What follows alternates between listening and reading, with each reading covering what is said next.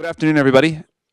Today we're going to do a session on B2B product. We have a panel. Jason Lemkin is going to moderate. Thank you very much. We have Solomon from Docker, Tracy from Plangrid, and Harry from Lob. Thank you all very much for coming. So this is a great session. Everyone's seen all the prior sessions online, right? Raise your hand if you haven't. All right, good, 100%. They're great. So I watched Aaron Levy, and we had Deskin Moskowitz and Stuart Butterfield and others. And what I thought would be particularly fun, since we have three amazing founders here of B2B companies, is to particularly hone in on the intersection of building great products and revenue.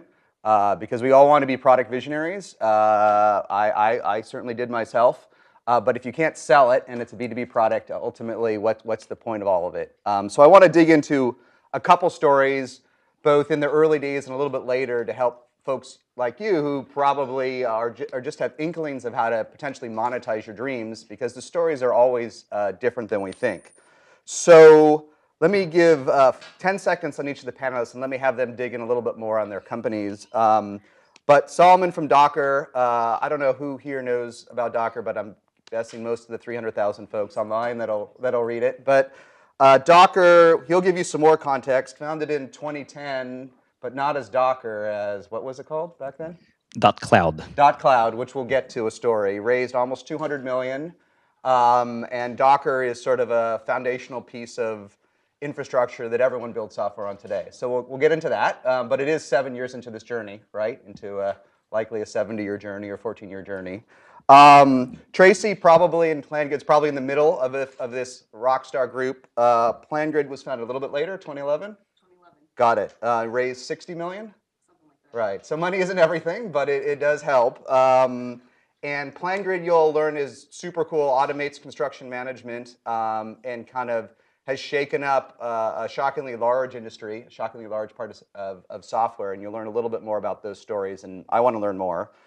And then Harry runs Lob, which turns mail into an API, which I think is pretty interesting, raised 10 million, so he's got another 190 million to catch up, and 50 million, but off to a very strong start. Founded in 2013? Yes. So you're...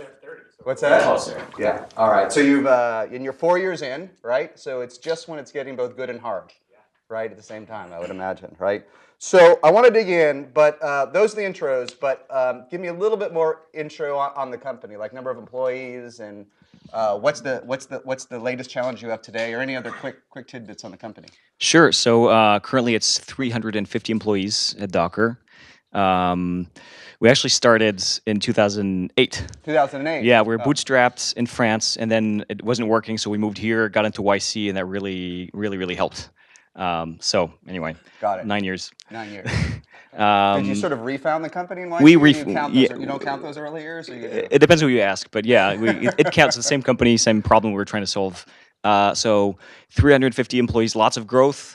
Yeah. Lots of excitement. The biggest challenge for us, the biggest challenge last year was proving that we could build a business, a viable, high-growth business on top of this excitement for stuff that is in large part free and open source, right? And that was last year. We proved that model, and this year the challenge is to scale it, and to scale it faster than our competitors, who now figured out that the model is proven. So there's a big competitive battle and a really lucrative space. So that's the challenge this year. Good. Hi, everyone. My name is Tracy Young. I'm one of the co-founders and CEO of Plangrid. Plangrid builds, as you said, beautiful, simple, effective software for the construction industry.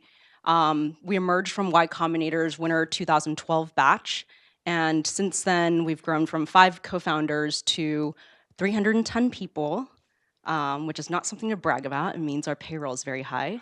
But we've helped build over 500,000 construction projects, from the smallest kitchen remodels to the largest projects in the world. And we are available on all of the platforms. Apple actually named us one of the top 10 enterprise apps of 2016, which is pretty awesome. Now we're also the largest digital blueprint repository in the world. We have over 50 million sheets of blueprints in our cloud, and growing. Thanks. So I'm sitting here we got 40 employees, hoping I wish I had 150. But a little bit about Lob. I'm one of the founders. My name is Harry Zhang. Started a company in 2013, and what we do is build tools to make it easy for developers to control the offline world. So we actually deal with a physical component, an industry that many of you think may be dying, but in fact is very much the opposite, dealing with letters, postcards, and other types of mail, and really building a layer of technology on top of that to make it easy for companies to do that. So hopefully many of you have received a piece of mail from Lob, especially in this area, in the Bay Area, and we service companies. We're trying to make this switch into selling to mid-market and other startups into selling into the Fortune 500. So a lot of our challenges today is really how do we move into enterprise and take what used to be a one single tool and translate it into a larger full solution for larger companies. Good. So hang on to the microphone because there's just one other question I want to ask the whole panel. But I really like to talk about the concept of a minimum sellable product, not a viable product, like what it actually takes to make real money. So Harry, tell me what happened with Lob. Do not count other companies from your batch or customers you got off Hacker News. How did you get those first unaffiliated customers, and what made the product sellable? Sure. Yeah, I think one of the common things that's easy to get in the habit of thinking that customers are going to come to you because you have a great product and a great solution. That works maybe in the beginning for smaller companies, but as you go after your first real customer, our first real customer was Oscar Insurance over in New York. So the way we got to them was cold email, and we sent thousands and thousands of emails. I personally wrote like every single one and got a response from the CEO. And I think one of the key things is to really have an understanding of why your company is going to talk to you. What is the problem that you're solving for them, as opposed to like, here's what my product does and these are the features that I have, right? You want to be very pinpoint about what that message is. People are actually surprisingly open to respond to your email as long as it's relevant. So for us, we happened to hit on the problem for Oscar, which is they had a mail vendor and they knew there was this regulation called HIPAA, which is essentially how you govern and control private health information. And what we realized was that this was our opportunity. And they were looking at new vendors. They did not trust that their existing vendor had HIPAA and was secure. And we could point to a small customer we had already done it for in the past. And that's how we got into the conversation. Took us about 2-3 months to get the deal done. But really what you need is to identify a core problem that larger companies haven't quite figured out. And even if your solution isn't the best that's out there, it needs to be to a point where the customer is willing to buy. So we start off with one use case, very, very simple explanation of benefits. Today we send probably 50 different types of mail, checks, postcards, practically everything. But the key is to pick one small use case that they need to have a real problem around and that you're going to go solve. So that's what we did with Oscar. And it's funny to this day, they're still one of our larger customers, and it all just came from like a 3-sentence email to their CEO. Do you remember what the headline of the email was? It was like, "We can help you with your mail." We can help you with your mail. That worked, huh? It did work. We've now learned a lot. That's probably what I do today. Yeah. But at the time, we knew that healthcare sent a lot of mail, and we also did the "You've Got Mail," which got a pretty good chuckle from folks in the day. But really, the core of the content was in the first 2 lines, which was like, we know companies have problems sending secure, audible mail. Yeah. Right? We built a technology solution around doing this. Do you have 15 minutes to talk about it? Right? That's pretty much what the core content was. But the key is to get straight to the point. What are you going to solve? What's the problem? And asking for a little bit more time. I never talked to CEO, but he punted me down the chain, but got the right guys eventually. So Tracy, if I'm not an expert, but you're probably competing with bigger, traditional, older incumbents in some ways than Lob was, right? Do I have that wrong? What got you sellable? What got you really off the ground? Beautiful software is great, but we all want to build that, right? What made it sellable? Sure. Our first 10 users, I'm trained as a construction engineer, so the first 10 users were definitely people we had worked with in the field. And it's easy to get our friends to try out our software. It's incredibly difficult to get our friends to start paying for it. So that is a difference. Building something that they wanted and that they needed that added undeniable value to their day-to-day was the moment they started paying us. Was the feedback from your non-paying friends useful? Was it unhelpful? Was it dishelpful? So our first beta group, which included mostly people we had worked with in the field, was about 30 people. 29 of them started paying us as soon as the beta was over. They did pay you. Mm-hmm. Got it. Okay. Mm-hmm. So were they bigger critics than outside customers? Sometimes it's hard to figure out how to take advantage of friends as early customers. Yeah. You're really testing my memory. So, no, it was at that point in 2011, 2012. It's about, I want this to do more for us. Can you build the XYZ? Got it. And what was, obviously the product was feature poor at the time, right? What was the one piece that was 10x better? So blueprints are at the core. Plangrid replaces physical blueprints. Fold-out maps. We don't have them anymore. Actually, with this group, you guys probably have never purchased a fold-out map before. But we use Waze, we use Apple Maps, we use Google Maps, and with blueprints, it's the same analogy. These massive, incredibly dense pieces of paper with information, and they just don't render quickly on PDF viewers. So it was just. So what was the one line? What was the pitch to make your beautiful product sellable? Was it I'm render really 100 glad. I times was hoping faster? you'd ask me what the tagline was. What was the tagline? Our I'll take what I can tagline, get. and this is from my co-founder Kenny. Our tagline was Plangrid eliminates the bullshit, except that marketing has now changed it. So we're the productivity software for construction. Got it. Okay. We'll dig in more on that. So boy, which part? Where do we want to answer this question? So we start hosting applications, right, for others. Yeah. What's the early history? Tell us what didn't work, or at least didn't scale, and that what did work in Sure. terms of a sellable product. So the background here is, 9 years in, we started out as a company called .cloud, and now we're a different company called Docker, but there is a common thread, right? It's the same company, it's the same team with the same mission, but we changed how we do it. In the first phase as .cloud, we, let me start with what the common thread is. The common thread is we help developers be more productive. We give them tools to create applications, and then we help the businesses behind those developers solve their business problems with the creation of software. And we're surfing on this trend of more people creating software to do more things. So the first phase, we did that by hosting the applications. So we said, just write the code, upload it to us, we'll take care of everything, we'll run it for you, we'll manage it for you, all of it. And then now as Docker, we don't do the hosting.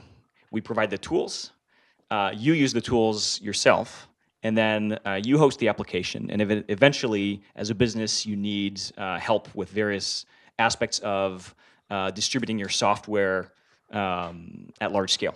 So in the first phase, we're very small. We didn't have any sort of hype behind us. We were just trying to convince developers to use our stuff. And we used our own community. We're programmers. We write software. And we know a lot of other programmers, and we just annoyed the hell out of all of them to use our stuff. We gave it to them for free.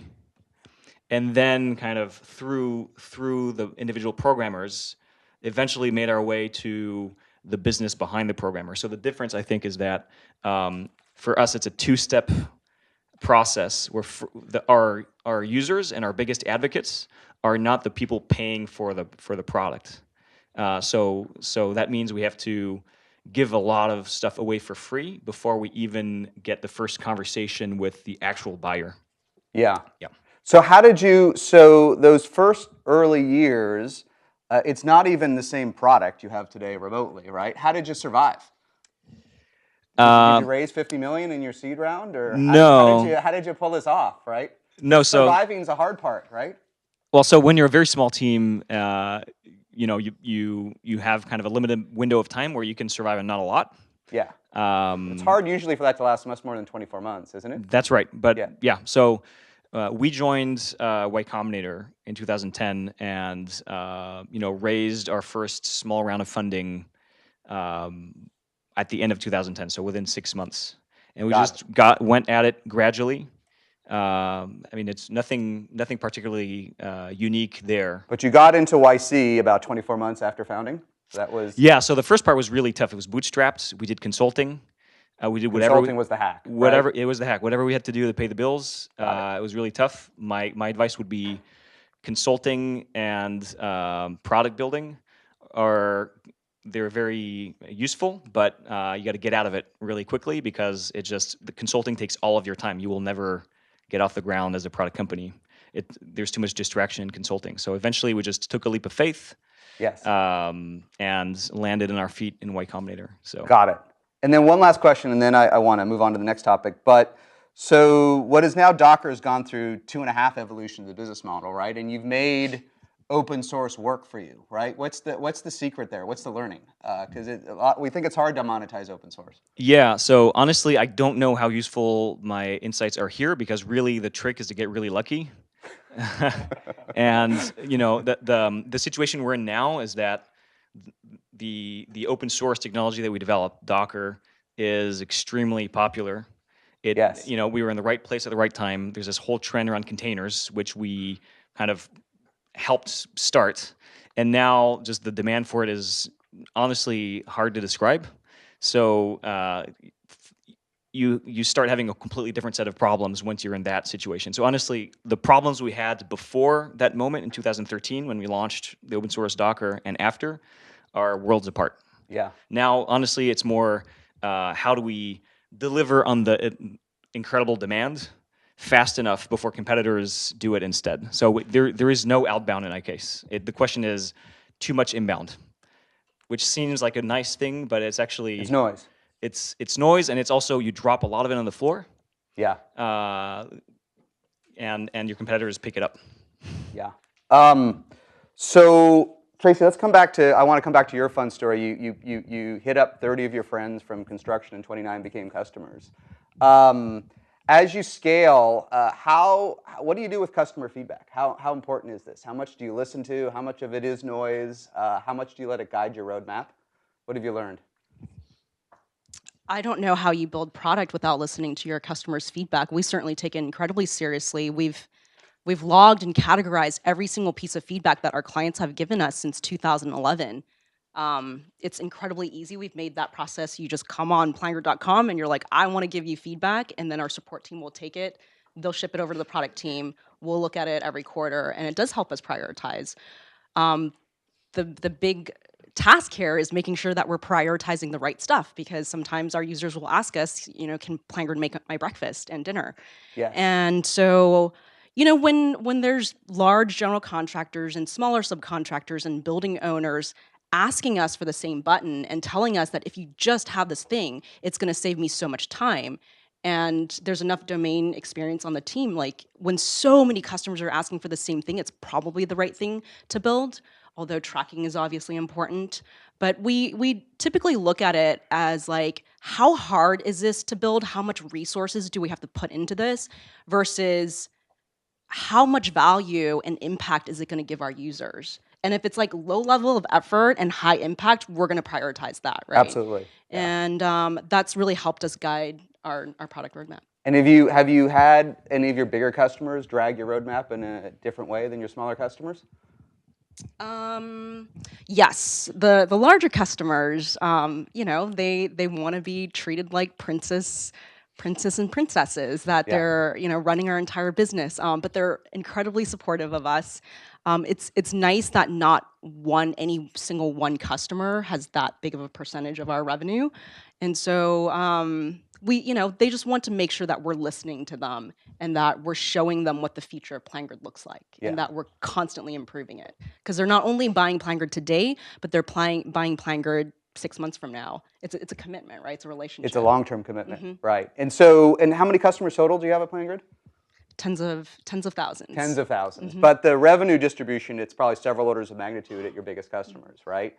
Even if it's a couple % of revenue, or maybe in the early days, when they ask you to build something that's kind of on your roadmap, that's way out there, because this is an issue we all face, do you build it? The B2C guys always say no, right? But when your big customer wants you to build a 2019 feature, do you build it? Again, if there's like a ton of the big customers asking us for the same thing, it's easy to prioritize that. But we have never built a feature out for just one customer. That doesn't make sense. We're building software for the construction industry, not XYZ construction. Got it. Yeah. Harry, Lob, is there a difference between the different size customers? Definitely a big difference between our large and small customers. We spend a lot of time focusing on like the larger customers, right? I think one thing you mentioned earlier, right? Do our large customers impact our roadmap? They certainly do. right? That said, I think it's also about being transparent in the conversation from the first deal. Like, what are you building? You're not just selling one particular feature, one particular item. It's a roadmap, right? It's like you're investing in Lob. You're going to be building infrastructure on it. Like, we need to talk to that roadmap. And when larger customers are purchasing, they're looking at what are we building, 6 months from now, trying to understand what that is. And for us, it's about finding a balance between like the type of customers that we want and listening to those customers a little bit more that are more strategic. So for us, we're selling something that's very ubiquitous, right? Mail comes in many shapes, formats, sizes, and there's literally endless amounts of combinations that we could do.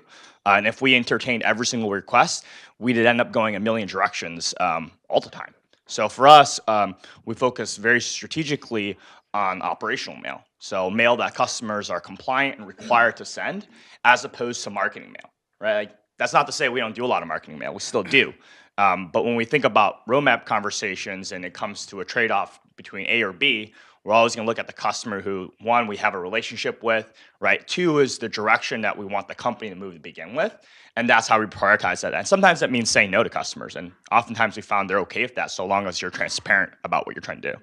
Yeah. So Solomon, let's talk. You said in the beginning you guys were five co-founders for 2 years, right? I think. No. Roughly. I have that wrong.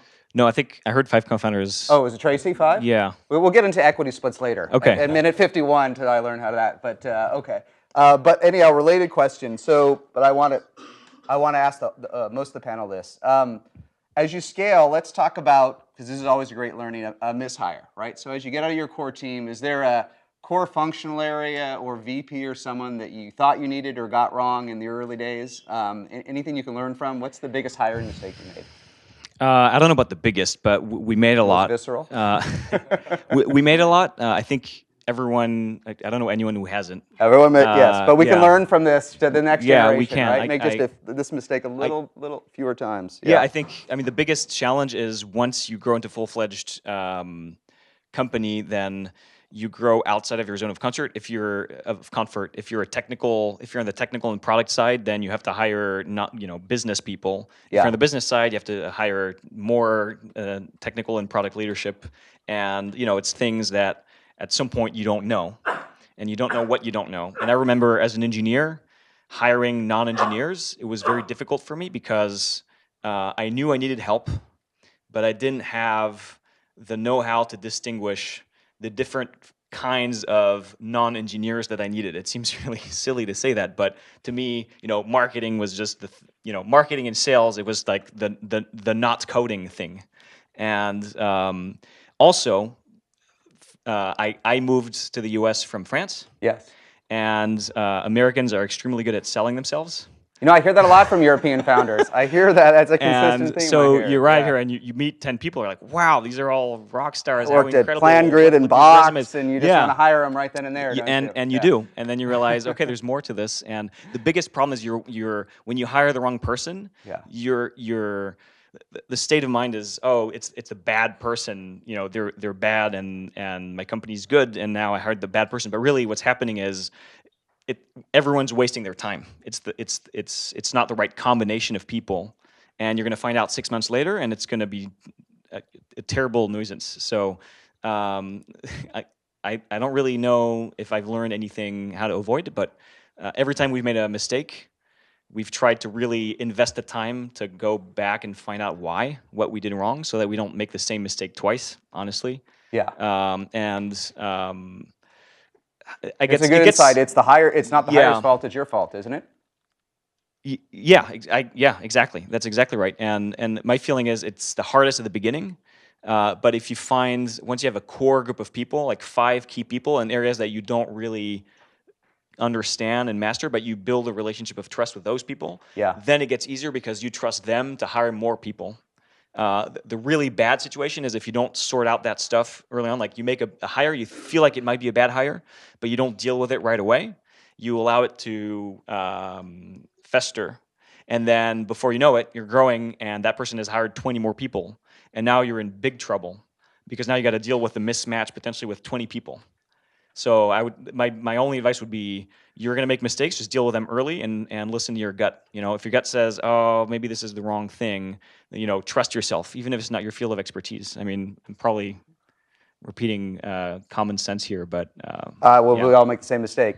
Tracy, I want to hear your story too, but let me flip it around. You have 5 co-founders, right? So you probably had a lot of you felt like you had at least two of the bases covered in the early days, at least in theory, right? What was one of these early hires you made that was extremely impactful, that moved the needle, that helped increase the business? Our employee number one. Employee number one, who was that? Because there's just Corey Lorenz. You know, we're early on, there's nothing, and you have to build something from nothing. The more people that we can get onto the team to help realize our mission as a company is incredibly important. And I would say the same about employee number 2, employee number 3, employee number 300. Yeah. Was there a particular functional area or someone that changed things for you? They're all great. I mean, we brought them on because we needed help, right? So it's hard to just pinpoint one person. For sure. Well, let me ask a different question. You have 5 founders.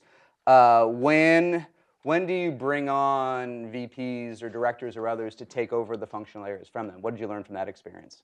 Yeah, the point when we realized that as being a founder, especially doing it for the first time, so much of our jobs is just learning on the spot and trying to get it to work, get the job done. As we've recruited more and more people to the team, there comes a point where it's like, wow, we have to become really good at managing people. And this is all new for the founders. I think we got pretty good at it, especially as like just a frontline engineering manager. But there comes to a point where we're at like 50 people, 150 people, and it's like Dunbar's number. It's like complete chaos. Suddenly communication gets so much harder. And I think that's when we started layering in executives who had done it before. Because now we have experience of people who aren't like the founders, who aren't learning on the job. They've done it before. They've done it 3 times before very successfully. And it just like is much easier to run the business that way. Yeah, that's a good insight of when we all want to hire the folks who've done it before early, right? Not all of us, but we get attracted to the box on the resume. But maybe that Dunbar number is the right time to think about it, right? When did you benefit from folks that maybe weren't as fluent in the product but were fluent in the processes? Yeah, if I could do it over, I'd probably bring them on earlier. But at that point, it's just like you're trying to recruit someone who's very, very good at their jobs, who are getting paid tons of money at wherever they're at. And it's hard to recruit them to your, little shit startup. But, you sell your butts off. Actually, you never stop selling your butts off about your mission, your vision as a company. And so being able to deliver that message of what you're trying to do, and also showing the traction, showing the growth. That's when you see that graph, everyone wants to be a part of it. They do, right. Yeah. Was there a moment, recruiting is always hard, but was there a moment when it got easier? Practicing gets easier, so I'd say but from maybe... a brand perspective, did Plangrid get to the point, did Sequoia or others or press or you, or did it get, it's always, I want to ask a related question, but did it get in some way easier when you became a more interesting startup to a broader community? Yeah, so, we're a YC company. We're also in the Sequoia portfolio. We flash that to our advantage. Yeah. So good. So Harry, any learnings on hiring mistakes or great hire you made? What that moved the needle for you? Yeah. So I can actually talk to one you mentioned earlier, just like realizing that you need to hire good managers. It's a big moment for us in the past couple of years. And that was actually one of the early mistakes we made, which was one of our best ICs thought he wanted to be a manager. And we really wanted him to manage a team too.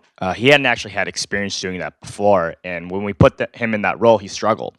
And that had some, that put us through a tough 6 months, right? And I think we learned the lesson early on. It's you want people who have already done it once before, because even though you may trust somebody and they're awesome at what they do, it's hard to discount the value of experience, right? And that's something just having seen it before, the type of problems you can see, that's made a big difference. So for us, I'd say our first most huge hire was we had somebody in our head of engineering role that didn't pan out, and our second head of engineering was just incredible, right? He literally made problems disappear, things that we would sit there and worry about. I'd be at dinner with my co-founder talking about this and this people issue, and then next thing we knew, literally 3 weeks after he started, we just never talked about it, heard about it again, and everyone seemed to be happy and working harder and staying longer, and we didn't really feel like we were doing anything different.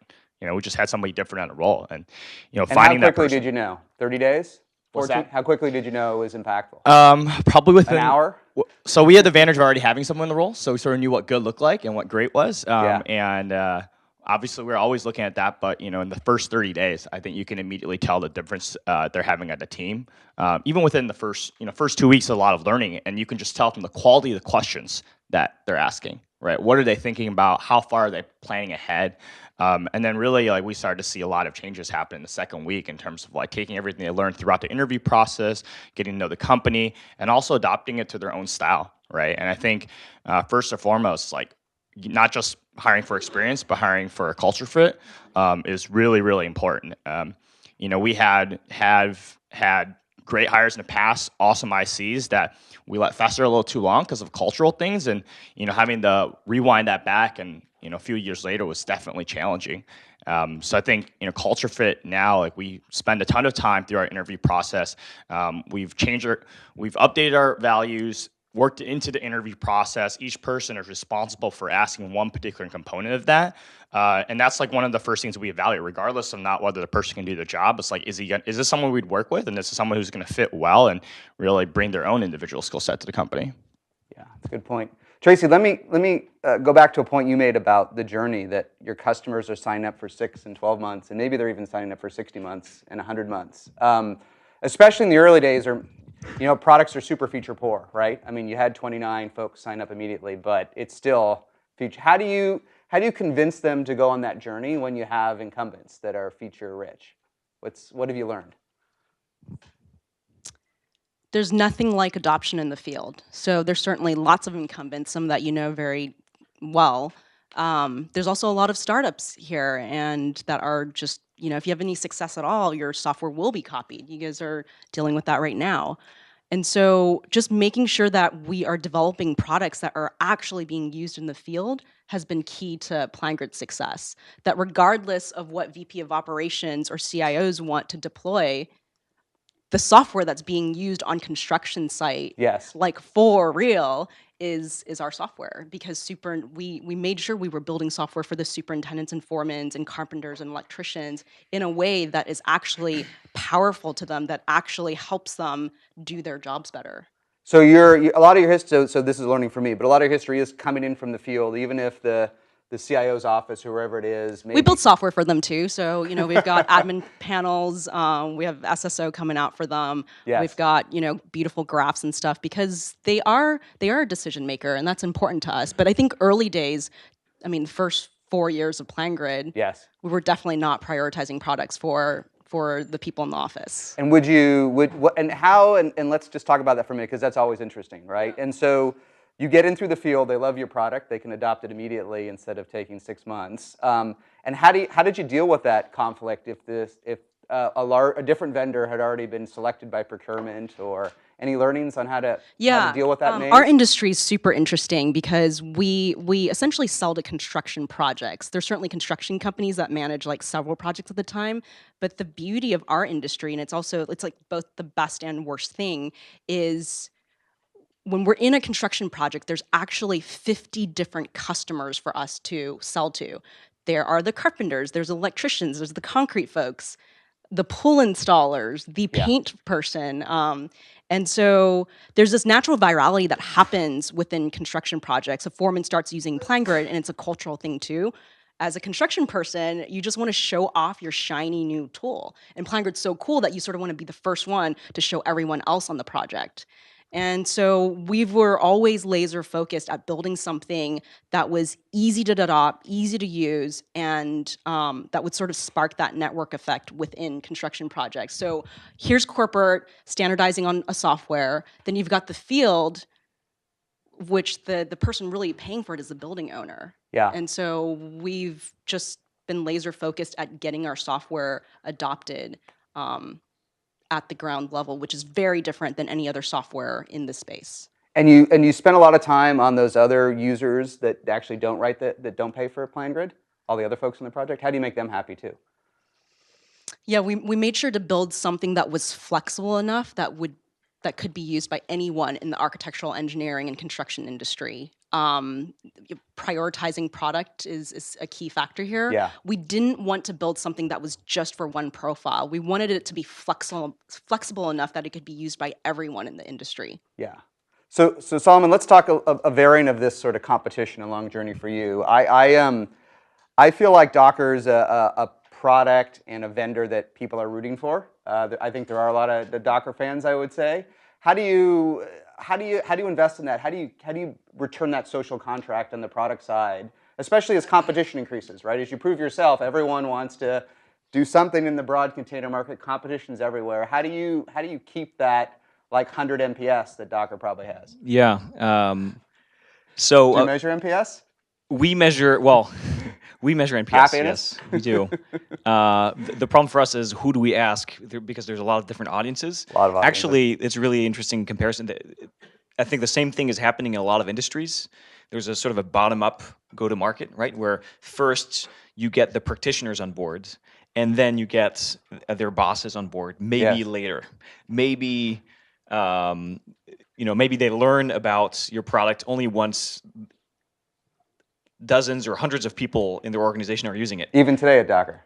So it's this, So it's we use that as a rogue app in some. We use that heavily. Companies? Yes, yeah. And so today, as a business, we target enterprises, very large businesses. That is our focus. We sell also to small businesses. We're kind of in a similar situation. You got the tens of thousands, and then the majority of the revenue comes from a few hundred.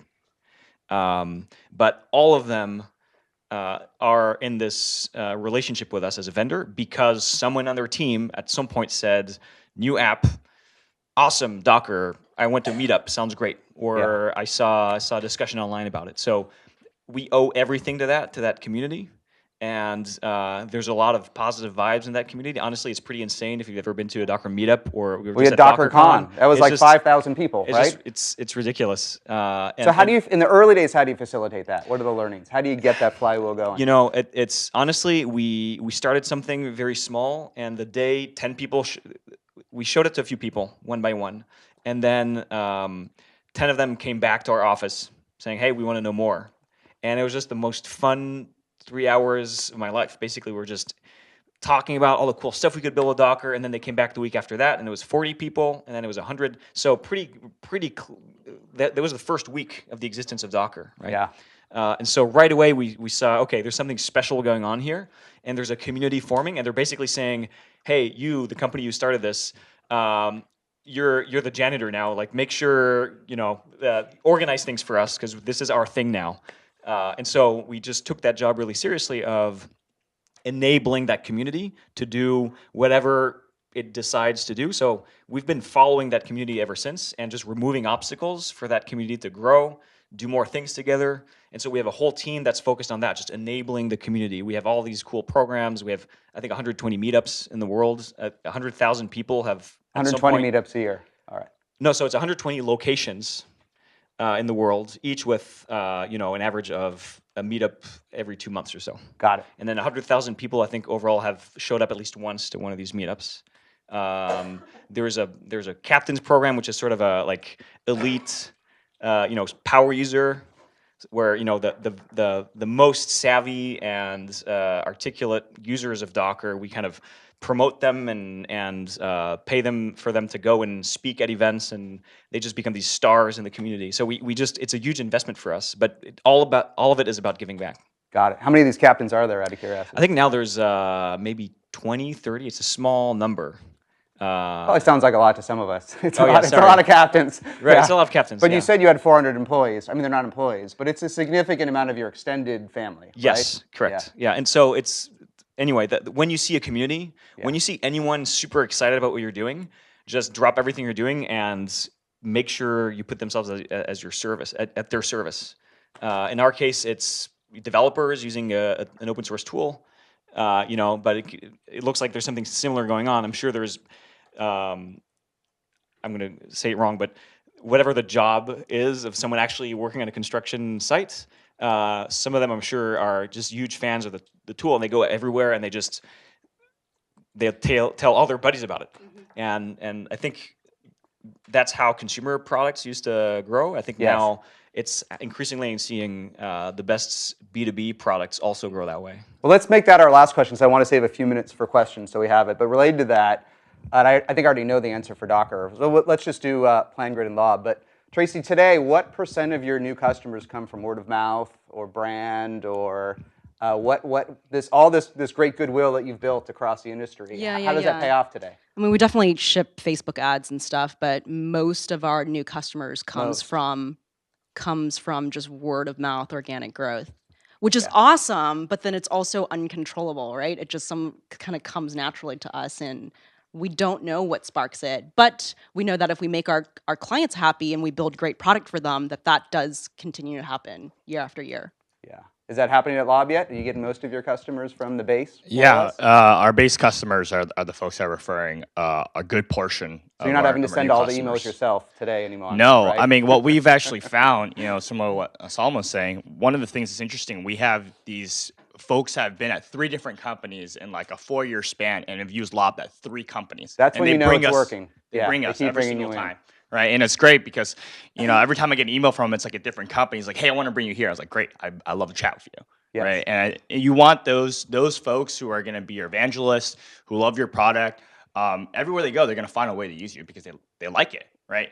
And that's really important, and that played a big part for some of our other customers going to different companies, bring us there, and then you also get the referral of like, especially what you want to do is you want to create word of mouth, and we found this to be very successful at conferences, right, where we already have a good foundational layer of companies. So for us, like fintech and the lending space is a big one, right? So we're going out, we're at Lendit, and our customers will bring their friends over to our booth, but oh yeah, these guys are great. Right, and there's nothing like a positive referral from someone who's an existing customer to somebody else that's doing something very similar, and that is part of the reason why we go every single year. And we sit there, we smile, we host a customer appreciation event, and eventually we'd love to get to the point where we could do like a LobCon, get a bunch of folks together. You may be ready already, actually. I think, right? You may be ready. All right, we keep going on this, but let's take some questions. Anyone got any great questions for the panel? Hi, I was wondering, what was like one past experience that you think helped you the most while starting your own company? Jason, can you repeat the question? I can. The question was, what was one? Oh, you're right. I like redundancy. I worry. I like 5 nines of uptime. What was one experience prior to starting your company that actually helped you get it off the ground? So 2 of the 5 co-founders of Plangrid had built buildings before, and the other 3 were building software. Just our ability to rally resources and people and build something together, the ability to work together really helped us work in a startup together. It just feels like the medium's changed. For me, instead of concrete and brick, it's people and code and more people. Do you think you could penetrate the industry with no domain expertise? I mean, I'm sure it's been done, but what's your learning on domain expertise? I think it's possible. You just have to become an expert fast. So somehow you have to compensate for it. All right. I can comment on that one a little bit. I didn't have any domain expertise in mail. I don't think a ton of people have domain expertise in mail. You're an expert now, right? I am an expert now, though, and certainly that's something I've learned. But for me, past experience, right? When I came out of college, I went to Microsoft, and this is like the last place in the world you'd expect to send mail and have it be effective. One of the projects I worked on there, we, for multiple different privacy reasons, like we're not allowed to email, we couldn't do it through the channel for another couple reasons, and like my only option was either calling everybody, which didn't seem very feasible at the time, or sending people these nice little kits. And turns out like the best performing thing was mail. And I ended up spending 3 months and like hundreds of $1,000s, huge budgets, like working on this and realizing that this is something like people actually do and companies like Microsoft do every day, and it works. But it's really hard and it's ancient. Like we had people suggesting us like automation, paying tens of $1,000s for implementation to get like an FTP folder that we like drop an Excel file into. And it seems sort of ridiculous, but that was part of the inspiration for how we started working on Lob. Go ahead. What are your thoughts about big companies who can offer a competing service or product that can leverage their operations expertise? Something like Amazon, for example. Yeah, or how do you deal with big companies that can do it all, right? How do you deal with that situation? I I think there's a generic answer that's true for every business, and then there's for every startup, and then there's maybe some domain-specific answers. I think personally, I think something that's true for all startups is that you have focus and you have speed. And I had never worked at a large company before, so I did not appreciate exactly the advantage we have as a smaller company. But now that we're growing a little bit, I can already tell what happens when you grow. And so the goal really is to take advantage of our small size while we're small, faster than we accumulate problems as we grow. When you're big and you have a successful business, everyone working there, the majority of people working there, first of all, were not there at the time when the business became successful. So it's long forgotten how they became successful in the first place. They're administrating an existing cash cow. And so it's a completely different kind of people, generally speaking, right? Except maybe at the very top. You got a few VPs that are, the original guy who did it, and then he's running something. But usually these are people who, at your average large company, they're not united as one group to make that company succeed against outside threats like you. They are focused usually on their career. Are they going to get promoted? Are they going to get more people under them? It's inside facing rather than outside facing, and most large companies are like that, and that's an advantage because they're not looking for threats. The other advantage is focus. Large companies tend to be doing a lot of things, and when you're competing with a company that has 10,000 people and you have 10, it might seem really daunting, but the particular part of that company that is actually competing with you, for all you know, might also be 10 people. And they might be underfunded. They might be on the wrong side of the big boss who just doesn't care about the product. And over time, as you start competing, you'll find out which ones are serious threats and which ones are basically to be ignored. So, it's hard to tell from the outside. Hard to tell, but as you start becoming an expert and you talk to customers, I mean, it's pretty easy. Customers are going to say, "Well, I'm thinking about you and these other 2-3 things," and some names are going to come up a lot, and some of them will be other startups, some of them will be other big companies, and then you narrow down your focus and you figure out, okay, what makes that big company smarter than the others? But you can break down the problem basically. Go ahead. What do you think are the biggest factors that lead customers to tell other customers about your product? That's the magic question. What do you think the biggest factors are that create this word of mouth, that get other customers to refer you out? What can you point to specifically? I mean, the short answer is good product. Something that saves them time. At the end of the day, that's all we care about. And we've got this one precious thing that we don't get more of, and because Plangrid absolutely saves our users time, it's why they've told everyone else. But let me ask you a variant of that question. So you had the great story of the customer that left, the 3x, the 3x. That's a great story. But in B2B, it's hard for that to happen in 3 weeks, right? Yeah. How long did that take to get those 3 customers out of that first great experience? Yeah, I mean, I think the first thing you realize is customers aren't going to just all of a sudden start referring them to you. They want to build a relationship and trust you. And the only reason why that happened is because the first year, it went from this particular individual started off as a very, very small, couple $1,000 a month customer and grew to be like a $50,000, $60,000 a month customer, very, very large in a short period of time. And we did a lot. In a lot of things, we were very transparent that hey, we can't get this done in this time frame. Here's what we can do. I had a cell phone number. We frequently text when things go wrong. And for us, I think the biggest reason why he actually went and referred us is because of how we handled things when things didn't go the way we planned, right? Everybody wants projects to go perfectly, launch on time. And the reality is it doesn't always happen that way. And sometimes there's factors out of your control. But I think the way that we handle ourselves when things didn't go planned was a huge vote in confidence that this is a company that we can trust because we're watching people scramble. And I remember there's one instance around Christmas, some deliveries didn't happen for key customers.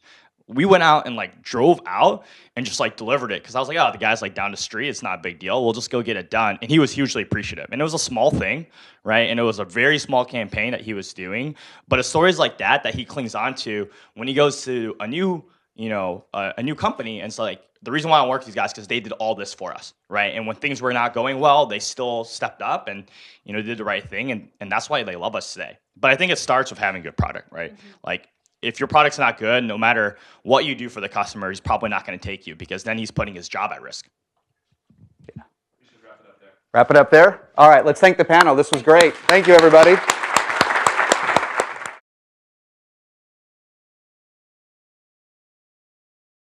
Harry runs Lob, which turns mail into an API, which I think is pretty interesting. Raised 10 million, so he's got another 190 million to catch up, and 50 million. But off to a very strong start. Founded in 2013. Yes. So you're 30.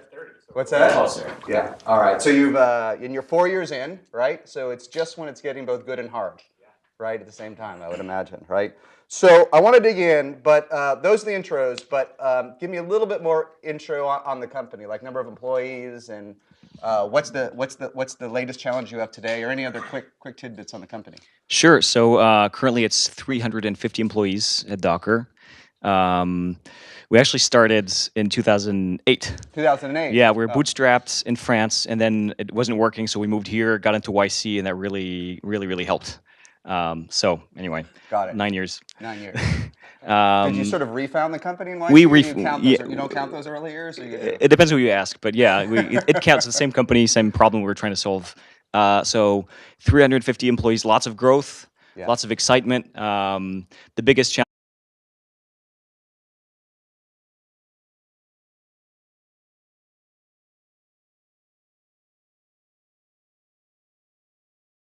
Good afternoon, everybody. Today we're going to do a session on B2B product. We have a panel. Jason Lemkin is going to moderate it. Thank you very much. We have Solomon from Docker, Tracy from Plangrid, and Harry from Lob. Thank you all very much for coming.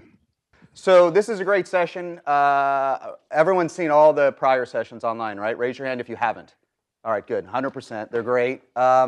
So I watched Aaron Levy, and we had Deskin Moskovitz and Stuart Butterfield and others. And what I thought would be particularly fun, since we have three amazing founders here of B2B companies, is to particularly hone in on the intersection of building great products and revenue, because we all want to be product visionaries. I certainly did myself. But if you can't sell it and it's a B2B product, ultimately, what's the point of all of it? So I want to dig into a couple stories, both in the early days and a little bit later, to help folks like you who probably are just have inklings of how to potentially monetize your dreams, because the stories are always different than we think. So let me give 10 seconds on each of the panelists, and let me have them dig in a little bit more on their companies. But Solomon from Docker, I don't know who here knows about Docker, but I'm guessing most of the 300,000 folks online that'll read it. But Docker, he'll give you some more context. Founded in 2010, but not as Docker, as, what was it called back then? .cloud. .cloud, which we'll get to a story. Raised almost 200 million. And Docker is sort of a foundational piece of infrastructure that everyone builds software on today. So we'll get into that. But it is 7 years into this journey, right? Into likely a 70-year journey or 14-year journey. Tracy, probably in Plangrid's probably in the middle of this rockstar group. Plangrid was founded a little bit later, 2011? 2011. Got it. Raised 60 million? Something like that. Right. So money isn't everything, but it does help. And Plangrid, you'll learn, is super cool, automates construction management, and kind of has shaken up a shockingly large industry, a shockingly large part of software. And you'll learn a little bit more about those stories, and I want to learn more. And then 16, which is pretty awesome. Now we're also the largest digital blueprint repository in the world. We have over 50 million sheets of blueprints in our cloud, and growing. Thanks. So I'm sitting here we got 40 employees, hoping I wish I had 150. But a little bit about Lob. I'm one of the founders. My name's Harry Zhang. Started a company in 2013, and what we do is build tools to make it easy for developers to control the offline world. So we actually deal with a physical component, an industry that many of you think may be dying, but in fact is very much the opposite, dealing with letters, postcards, and other types of mail, and really building a layer of technology on top of that to make it easy for companies to do that. So hopefully many of you have received a piece of mail from Lob, especially in this area, in the Bay Area, and we service companies. We're trying to make this switch into selling to mid-market and other startups and to selling into the Fortune 500. So a lot of our challenges today is really how do we move into enterprise and take what used to be a one single tool and translate it into a larger full solution for larger companies. Good. So hang on to the microphone. Challenge for us, the biggest challenge last year was proving that we could build a business, a viable, high-growth business on top of this excitement for stuff that is in large part free and open source, right? And that was last year. We proved that model, and this year the challenge is to scale it, and to scale it faster than our competitors who now figured out that the model is proven. So there's a big competitive battle and a really lucrative space. So that's the challenge this year. Good. Hi, everyone. My name is Tracy Young. I'm one of the co-founders and CEO of Plangrid. Plangrid builds, as you said, beautiful, simple, effective software for the construction industry. We emerged from Y Combinator's winter 2012 batch, and since then, we've grown from 5 co-founders to 310 people, which is not something to brag about. It means our payroll is very high. But we've helped build over 500,000 construction projects, from the smallest kitchen remodels to the largest projects in the world. And we are available on all of the platforms. Apple actually named us one of the top 10 enterprise apps of 2000.